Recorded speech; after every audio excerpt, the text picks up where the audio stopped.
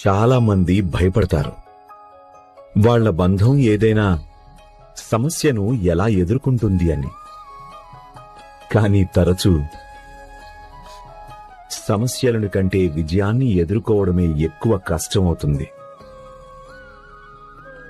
ఈర్ష్య, హీన భావన, అహంకారం దాంపత్యాన్ని ఏదైనా సరే ముక్కలు చేసే అవకాశం ఉంటుంది.